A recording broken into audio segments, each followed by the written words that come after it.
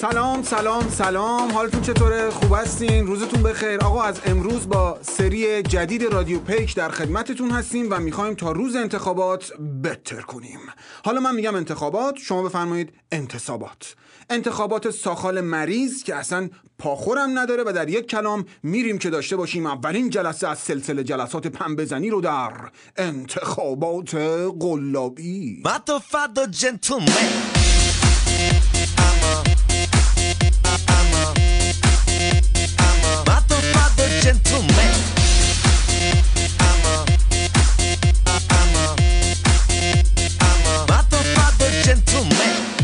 خب از داغ‌ترین خبر امروز شروع بکنیم که خیلی جاها رو سوزونده. بابا جون آبو بریز همونجا که میسوزه.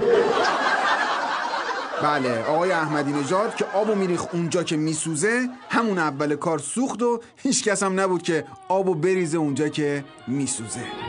سوختن و ساختنم حدی داره، درد و نشناختنم حدی داره.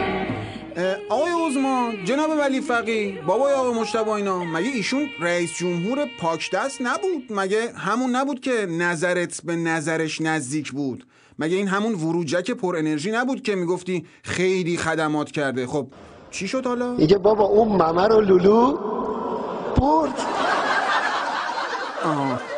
خب من نمیدونم که این آقای جمهوری اسلامی با خودش چنده. بعدم این چه نظام مقدسیه که رئیس جمهور اولش منافق و محارب شد درک، یه رئیس جمهورش هم که خودش رفت درک، رفسنجانی هم که شد چشم فتنه و فتنه اکبر و بی بصیرت درک، حاجی خاتمی هم که ممنوع تصویر با جورج سوروس درک، این یکی هم که درک.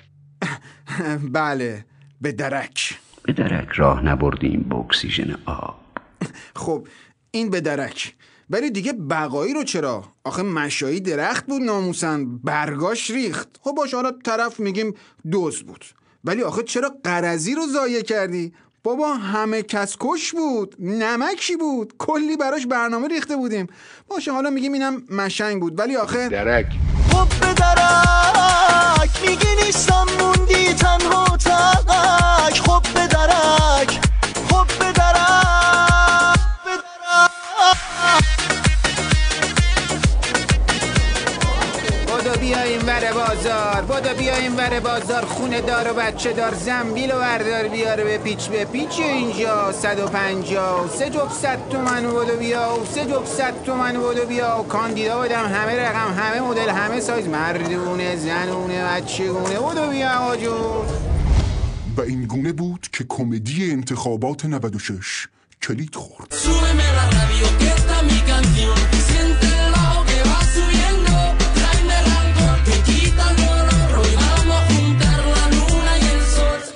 خب حالا از این نخودی‌ها که بگذریم، یه حسن آقای اعتدالی پرتغالی میمونه با یه آبراهام دراکولا.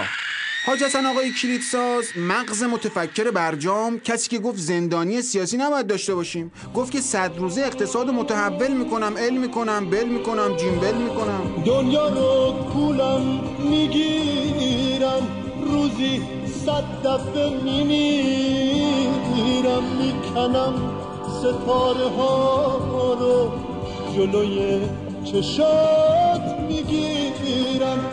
اما کی نمیدونست که این آخوند امنیتی کلاش جز چاپیدن و گرفتن سهمش از قدرت هیچ هدف دیگه ای نداره.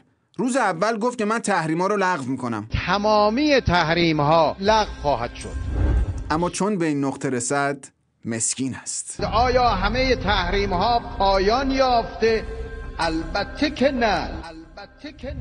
من یک شیخم فری روحانی، دوم حاجی اکبر کوسه شدیدن جانی. من یک شیخم فری روحانی، دوم حاجی اکبر کوسه شدیدن جانی. من یک شیخم. این روزا یه شعاری در اومده برای این شیخ فری که میگه با روحانی تا 1400. از اونجایی که اینجوری میخوان به نوعی ملت رو با یه آخوند وارد سده بعدی بکنن، ما هم دیدیم حیفه که شیخ بنفش چنین شعاری داشته باشه اما بقیه کاندیداها نداشته باشه. با رئیسی تا پای چوبه دار، با قالیباف تا پلاسکوی بعدی، با جهانگیری تا قهقرا، با میرسلیم تا ته دره و با خود آیت الله جنتی تا 2500. داداش ببخشید ما رو همین کنارا بغل کن. یکی دیگه از سوژه های این روزهای سیرک انتخابات عکس هایی هست که از آیت الله قتل عام ابراهیم رئیسی در فضای مجازی پخش میشه تا بگن طرف مثلا خیلی خیلی خیلی، یعنی همه جا از این هیولا عکس انداختن. رئیسی اینجا، رئیسی اونجا، رئیسی همه جا، دمدمای انتخابات هر جا که دوربین هست. بگذاریم از این که سرتاپای همه این عکس ها رنگ فریب و ریاکاری خورده، اما خب دوستان چند تا پیشنهاد داشتن برای اینکه چطوری عکس بگیره تا رأی بیشتری بیاره. یه لباس سرتاسری خاکستری بپوشه، بره تو حرم کنار بقیه کفترها دون بخوره. به نظر من بره داخل حموم عمومی یه لنگ ببنده، یه پیرمردی هم اونجا خب ماساژ بده. آقا لباس مرد عنکبوتی بپوشه با یه عمامه مشی قرمزی، بعد سواره دست جارو بشه، بره بالا سر مناطق سیل‌زده پرواز بکنه دیگه. این بهتره لباس مرد عنکبوتی.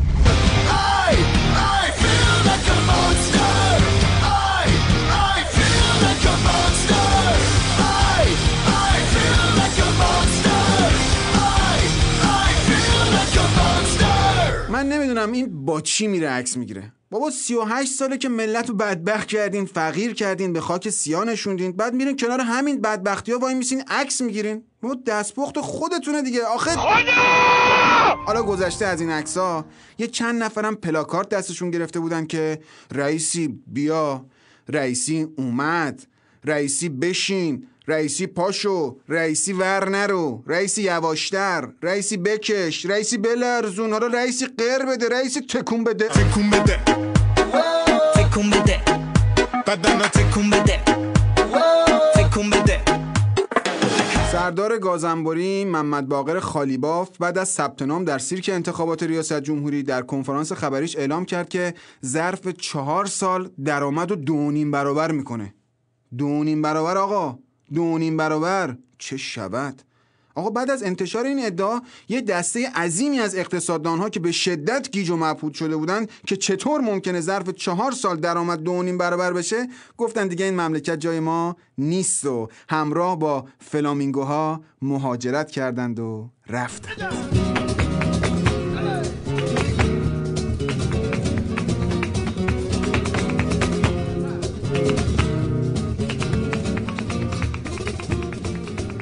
آقا ما بد شما خوب، ما ژیان شما لامبورگینی، ما اشکنه شما لازانیا. ولی دیگه بعد این مدت خواجه حافظ شیرازی هم میدونه که منظور این خالیباف از 2 برابر شدن درآمدا جیب خودشون و آقازاده ها و زمینخوارا و اصحاب مترو از ما بهترونه. این همونه که مجلس و خرید، گزارش پلاسکور هم که مالوند، تهران و خورد، حالا خیز برداشته واسه کل ایران. این آقای محمد باقر. محمد باقر رفته بود باشگاه، محمد باقر رفته بود باشگاه، محمد باقر رفته بود باشگاه. بعد از آقا قطع کن. من قبول دارم که این یه محمد باقر دیگه است. یعنی این محمد باقر که رفته بود باشگاه محمد باقر قالیباف نیست. ولی خدا وکیلی این ترانه‌ای که دوستان گذاشتن به ترانه‌ای که خود ستاد انتخابات قالیباف براش درست کرده شرف داره. بابا یارو رفته مهد کودک داده براش بخونن. مامان و بابا قالیباف قالیباف، دوست خوب بچه‌ها قالیباف قالیباف. خجالت بکش مرد گنده، چند سالته تو مگه؟ تبلیغ شامپو و تبلیغ ماکارونیه؟ رأی مامان و بابا قالیباف قالیباف. خب بابا خوب اینا رو درست میکنین، دشمنان و نظام هم بسیج میشن، یه روزه رنگ ستاد انتخاباتی رو قهوه‌ای میکنن.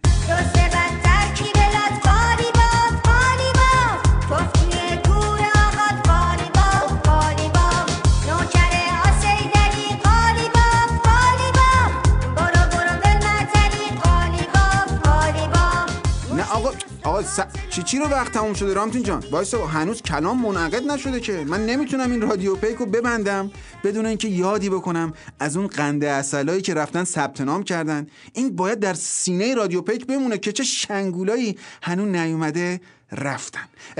آقا ببخشید شما کاندید شدید؟ Yes, I am Mr. Zekiya Latifur presenteram her Iran.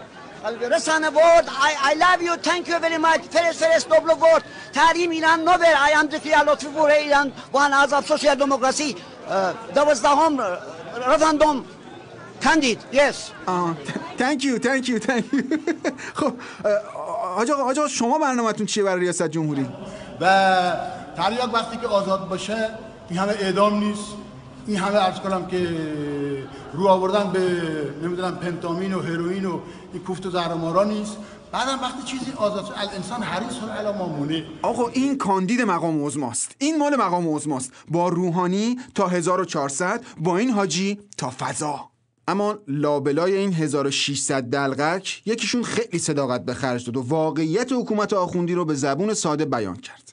رادیو پیک جایزه کاندید راستگوی سال رو میده به این آقا که گفت من اومدم جیب خودم رو پر کنم، من اومدم اول فکر خودم باشم، ارضا کنم اون حس درونی قدرت طلبیمو، بعداً اگه ارضا شدم میتونم برای شما کاری بکنم.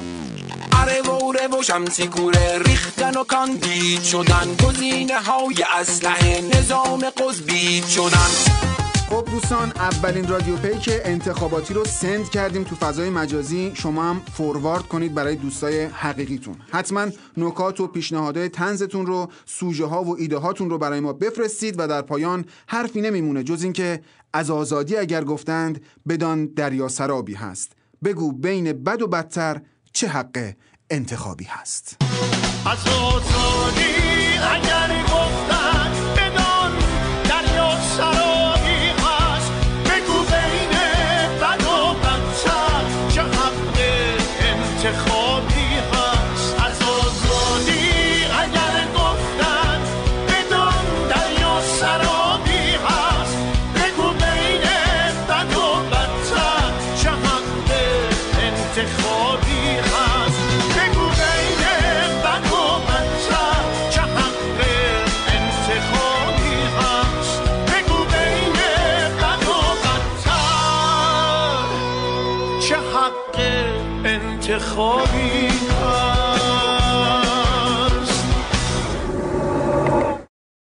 بدتر چه حق انتخابی هست. از آزادی اگر گفتند بدان دریا سرابی هست، بگو بین بد و بدتر چه حق انتخابی هست. از آزادی اگر گفتند بدان دریا سرابی هست، بگو بین بد و بدتر چه حق انتخابی هست. بگو بین بد و بدتر چه حق انتخابی هست. بگو بین بد و بدتر چه حق انتخابی هست.